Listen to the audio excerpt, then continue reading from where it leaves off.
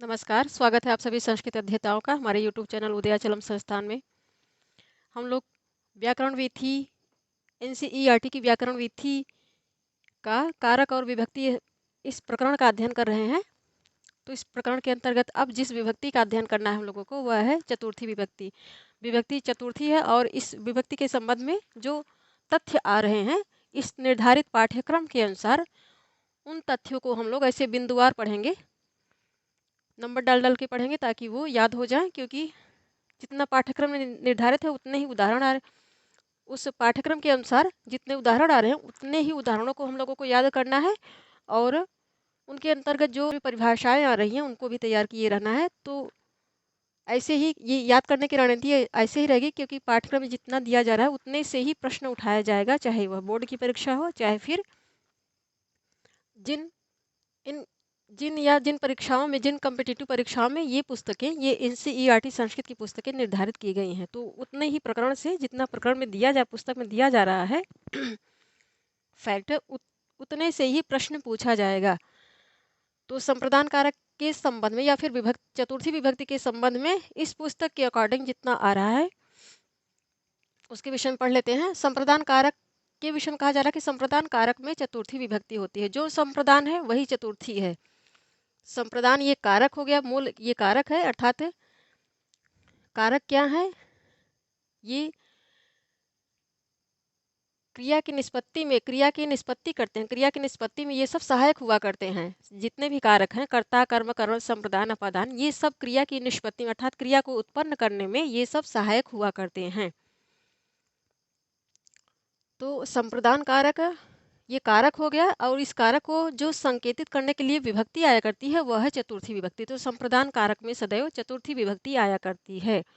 इसको संकेत करने के लिए या इसको द्योतित करने के लिए चतुर्थी विभक्ति लगा करती है। तो इसके पश्चात जो तथ्य हैं, अब ये तथ्य प्रारंभ हो रहे, ये हो गई परिभाषा एक लाइन में। अब इन चतुर्थी विभक्ति से संबंधित जितने तथ्य हैं उनको बिंदुवार पढ़ेंगे हम लोग। तो पहला है कि दा धातु के योग में जिसे दिया जा रहा हो उसमें चतुर्थी विभक्ति हो रही है। जैसे यथा, जैसे पिता पुत्राय पुस्तकम यच्छति। तो यहाँ एक चीज और भी ध्यान देने लायक है, क्योंकि दा धातु क्या है, ये दान के योग में आती है। दा का अभिप्राय है देना, देना या फिर दान करना। तो दान सदैव जो भी दाता होता है, जो देता है, वो हमेशा के लिए कोई भी चीज जब देता है तो सदैव हमेशा के लिए दान किया जाता है। दान वापस करने के लिए कभी नहीं किया जाता है। इस तथ्य के विषय में हमेशा क्लियर रहना चाहिए, क्योंकि जब दान दिया जाएगा तो जो जिस व्यक्ति ने भी दान दिया, किसी भी चीज़ का जब दान दिया तो दाता का उस वस्तु पर से अधिकार खत्म हो जाता है। जिसको वो वस्तु दे दी गई, अब उस वस्तु पर उसका अधिकार हो गया। जिसने उस वस्तु को प्राप्त किया अर्थात जो दे रहा है उसका अधिकार समाप्त। दान देने की क्रिया से ही दाता का अधिकार उस पर से समाप्त हो जाता है। जो प्राप्तकर्ता अब होता है, जो वस्तु दाता ने किसी को दे दी और दानकर्ता ने प्राप्त कर लिया, तो जो प्राप्त कर लिया तो प्राप्त करने के साथ ही प्राप्तकर्ता का उस वस्तु पर अधिकार प्रारंभ हो जाता है, और देने के साथ ही, देने की क्रिया संपादित करने के साथ ही जो दानकर्ता होता है उसका अधिकार उस वस्तु पर से हमेशा के लिए खत्म हो जाता है। इस विषय में भी हमें, जो वस्तु दान में दी जाती है वो हमेशा के लिए दी जाती है, न कि कुछ समय के लिए। तो यहाँ इसी अर्थ में जब कोई भी वस्तु जब दी जाएगी जो हमेशा के लिए दान दी जाएगी, उसी अभिप्राय में ही चतुर्थी आया करती है। यदि कुछ समय के लिए कोई वस्तु दी गई या फिर मान लीजिए आपने दे दिया और फिर कुछ दिन के पश्चात आप उसको वापस ले लेते हैं, तब उसमें चतुर्थी विभक्ति या फिर संप्रदान कारक कदापि नहीं होगा। तो इस विषय में भी हम लोगों को एकदम ध्यान देना चाहिए कि दा धातु के योग में अर्थात जो हमेशा के लिए दान दिया जाता है जिस भी वस्तु का, उसी के संदर्भ में ऐसे ही संदर्भों में संप्रदान कारक आया करता है। दान सदैव हमेशा के लिए जो दिया जाता है उसी अभिप्राय वाले दान में ही चतुर्थी विभक्ति आएगी। अन्य किसी भी, मान लीजिए दे के पश्चात लेने के योग में कभी भी चतुर्थी या संप्रदान कारक नहीं आएगा। तो यह पिता पुत्राय पुस्तकम यच्छति, पिता पुत्र के लिए, पिता पुत्राय क्या है, चतुर्थी विभक्ति एक वचन में है। पिता पुत्र के लिए पुस्तक देता है, तो पुस्तक पिता ले आए बाजार से खरीद के, पुस्तक बच्चे को दे दिया, तो पिता का ले आने का खरीद के ले आने का कार्य समाप्त हो गया, दे दिया, पुस्तक जब बच्चे को दे दिया तो उस पर बच्चे का अधिकार हो गया, पिता का अधिकार समाप्त, तो पिता का कार्य वहाँ से समाप्त, अधिकार भी समाप्त है। अब बच्चा उसको पढ़े, रखे, संभाल के रखे, फाड़े, जो भी करे, बच्चे को मिल गई तो बच्चे का अधिकार उस पर हो गया पूरा पूरा। और क्या दिया जा रहा है? पुस्तक दी जा रही है, तो इसलिए पुस्तक वाक्य में कर्म बन रहा है। पिता प्रधान हो गए और पुत्र जो है ये अप्रधान है, ये अप्रधान है, इसीलिए इस अप्रधान में ही संप्रदान कारक आ रहा है। प्रधान कथित में ही या फिर अनभिहित में ही करण कारक भी आया करता है, अप्रधान में ही संप्रदान भी आ रहा है, अप्रधान में ही अपदान भी आएगा। तो इन सब के संबंध में अप्रधान में ही आएगा। जो प्रधान है प्रधान में नहीं आएगा, प्रधान तो कर्ता कारक है, वो कर्ता कारक है, इसलिए पिता प्रधान है, ये अप्रधान है। इस अप्रधान में ही चतुर्थी का विधान किया जा रहा है। किसके कारण? इस यच्छ धातु दान का अभिप्राय द्योतित करने वाले इस यच्छ धातु के कारण।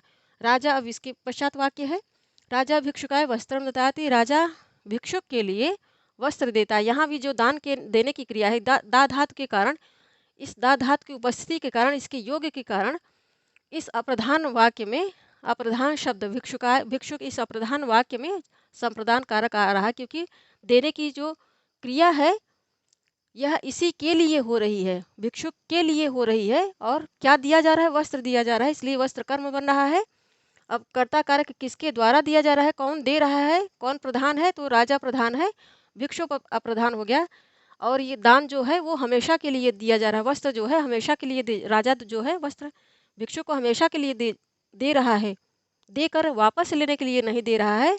यदि ऐसा अभिप्राय होगा तो उस अप्रधान में चतुर्थी विभक्ति या फिर संप्रदान कारक कदापि नहीं होगा। अब इसके पश्चात और भी संप्रदान के उदाहरण आ रहे हैं। तो अधोलिखित शब्दों के योग में भी चतुर्थी होती है। ये तो मुख्य फैक्ट हो गया चतुर्थी विभक्ति का, ये इसका पारंपरिक हो गया अभिप्राय चतुर्थी विभक्ति का, ये इसकी परिभाषा हो गई। और ये इसका पारंपरिक अभिप्राय हो गया कि प्रायः चतुर्थी विभक्ति किस में आती है। अब इसके पश्चात और भी अर्थों में अभिप्रायों में चतुर्थी विभक्ति आती है, जैसे रुच, रुच का अभिप्राय है अच्छा लगना। तो जिसको जो वस्तु अच्छी लगती है, जिसको अच्छी लगती है उसी में संप्रदान कारक का विधान किया जाता है। जैसे बालकाय मोदकम रोचते को, तो रुच धातु, यह रुच धातु के कारण जिसको जो चीज़ अच्छी लग रही है उसमें संप्रदान कारक का विधान किया जा रहा है। रुच धातु है, इस धातु के योग के कारण ही जिसको मोदक अच्छा लग रहा है, क्या अच्छा लग रहा है? मोदक अच्छा लग रहा है। किसको अच्छा लग रहा है? बालक को अच्छा लग रहा है, इसलिए बालक में बालक अप्रधान है, इस अप्रधान में संप्रदान कारक का विधान किया गया है। रुच धातु के योग के कारण, रुच धातु साथ में आने के कारण यहाँ जिसको अच्छा लग रहा है उसमें चतुर्थी विभक्ति का विधान किया गया। रुच धातु नहीं आती तब यहाँ स्वतंत्रता थी कि भाव के अनुसार कोई भी कारक लगा दिया जा सकता था। तो बालकाय मोदकम रोचते, बालक के लिए लड्डू अच्छा लगता है। अब क्रोध धातु है, क्रोध करना, तो कि क्रोध धातु के योग में जिस पर क्रोध किया जाता है उसमें संप्रदान कारक आता है या फिर चतुर्थी विभक्ति का विधान किया जाता है। तो स्वामी किस पर क्रोधित हो रहा है? सेवक पर क्रोधित हो रहा है, सेवक के लिए क्रोधित हो रहा है, इसलिए सेवकाय इस अप्रधान में चतुर्थी विभक्ति का विधान किया गया। किसके कारण? क्रुद्ध धातु आने के, वाक्य में क्रुद्ध धातु आने के कारण।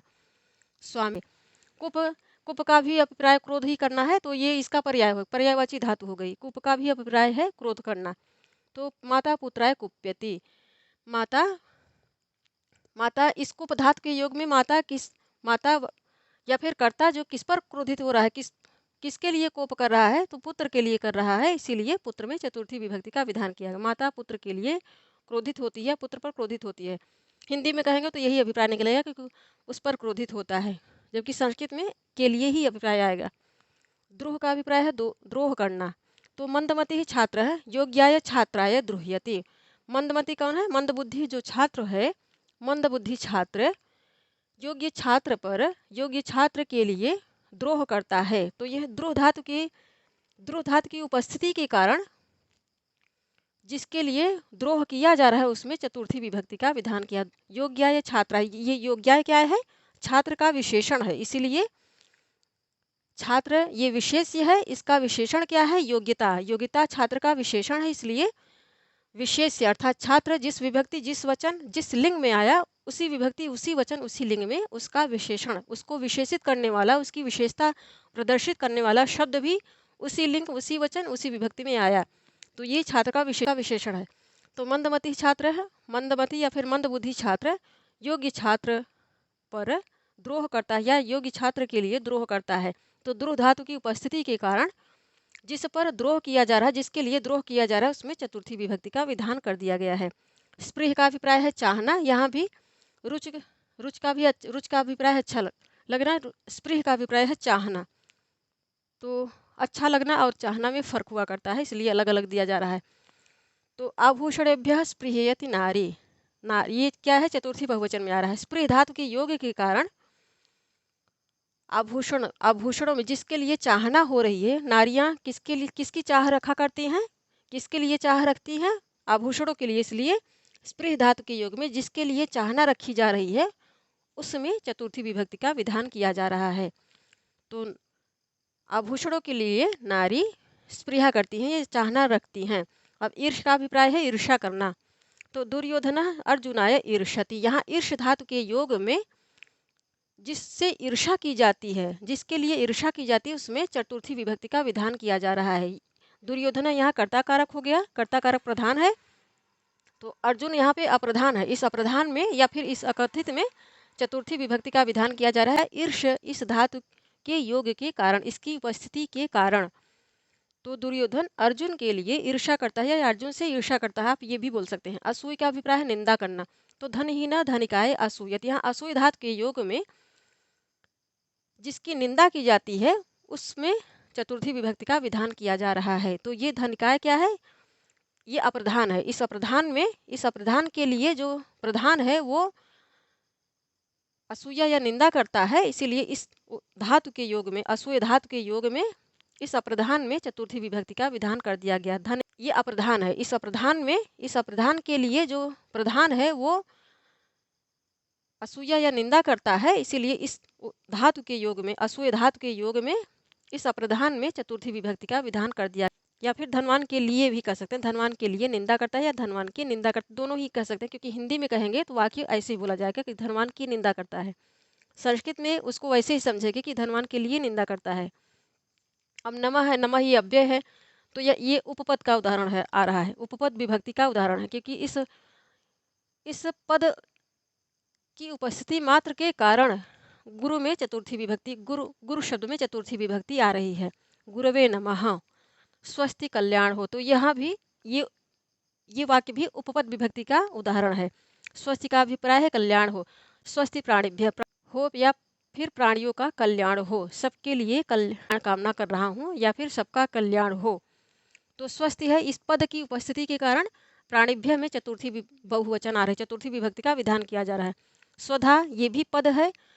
तो ये सारे उदाहरण जो यहाँ आ रहे हैं, ये नमः स्वस्ति स्वाहा सुधा, ये उपपद विभक्ति के उदाहरण हैं। ये सारे उपपद विभक्ति के उदाहरण हैं। सुधा पितरों के लिए, जो पितरों को जब जल दिया जाता है तब सुधा बोला जाता है। जैसे किसी देवता के लिए जब हवि दी जाती है तब वहाँ स्वाहा बोला जाता है। जैसे श्री गणेशाय के लिए, गणेश जी के लिए हम लोग पूजा कर रहे हैं, उनके लिए हवि दे रहे हैं, इसलिए गणेशाय में गणेश में चतुर्थी विभक्ति लगाई जाती है, क्योंकि उनके लिए हवि दे रहे हैं। यह मंत्र बोल के जब हवि डाली जाती है अग्नि में, तब अग्नि जो होती है वो समझती हैं, वो उनको ये अभिप्राय मिला करता है कि यह हवि मुझे गणेश जी के पास पहुंचानी है, तब वो पहुंचाती हैं। अब वही जब पितरों के लिए कोई हवि दी जाती है तब वहाँ पितृभ्य स्वधा या फिर विभक्ति के अनुसार इनको लगाएं, क्योंकि पितरों के लिए कहा जा रहा है, पितर बहुत से होते हैं, इसलिए पितृभ्य स्वधा। तो ये कहा जाता है कि ये अग्निदेव से कहा जाता है कि ये हवि जो है मैं पितरों के लिए डाल रहा हूँ, तो उसी अभिप्राय को समझकर अग्नि उस हवि को पितरों के पास पहुँचाते हैं। तो प्रायः पितरों देवताओं को जब हवि डाली जाती है तो ऐसे डाली जाती है, अर्थात तर्जनी को छोड़कर मध्यमा और अनामिका अंगुष्ठ को मिलाकर हवि डाली जाती है। जबकि पितरों के लिए जब कोई चीज़ दी जाती है तब यहाँ तर्जनी और अंगुष्ठा के बीच से हवि डाली जाती है। तो इसीलिए दोनों में फ़र्क हुआ करता है। स्वधा पितरों को जब हवि दी जाएगी तो स्वधा बोला जाएगा, देवताओं को जब कोई हवि दी जाएगी तब स्वाहा बोला जाएगा। इसलिए स्वाहा भी उपपद का उदाहरण है। स्वधा पितरों को जल देना, यहाँ तर्पण इसको कहा जाता है, पितरों को तर्पण करना। तो पितृभ्य स्वधा ये मंत्र बोल के तब जल दिया जाता है या फिर हवि दी जाती है पितरों को। अब स्वाहा समर्पित करना, तो ये भी अग्नये स्वाहा, यहाँ पे अग्नि के लिए स्वाहा की हवि दी जा रही है, इसलिए अग्नि में चतुर्थी विभक्ति आई है। तो ये उपपद के उदाहरण हो गए, उपपद विभक्ति के उदाहरण है। फिर नि प्लस विद, निवेद, निवेदन करना, तो सह गुरुवे निवेदयति, वह गुरु से या फिर गुरु के लिए निवेदन करता है। तो ऐसी धातुओं के योग में भी चतुर्थी विभक्ति आया करती है। तो इतना ही है चतुर्थी विभक्ति के संबंध में। व्याकरण विधि के अनुसार इतने ही फैक्ट या फिर तथ्य आ रहे हैं, तो इनको ऐसे ही काउंट करके हम लोगों को याद करना है। इस दा धातु के योग में 2 उदाहरण आ रहे हैं, बाकी ये इस हेडिंग के अंतर्गत 3, 4, 5, 6, 7, ये 8 हो गया, 9, 10, 11, 12 उदाहरण आ रहे हैं। तो इन 12, 13 कुल मिला के इस टॉपिक में चतुर्थी विभक्ति से 14 उदाहरण आ रहे हैं। तो ऐसे बस ये परिभाषा याद किए रहना है और इन उदाहरणों को याद किए रहना है, हो गया चतुर्थी विभक्ति समझिए तैयार हो गई। तो इस प्रकार हम लोगों ने चतुर्थी विभक्ति के संबंध में अध्ययन कर लिया। अब पंचमी विभक्ति के विषय में पढ़ेंगे, तो बने रहिए हमारे साथ। धन्यवाद आप सभी का।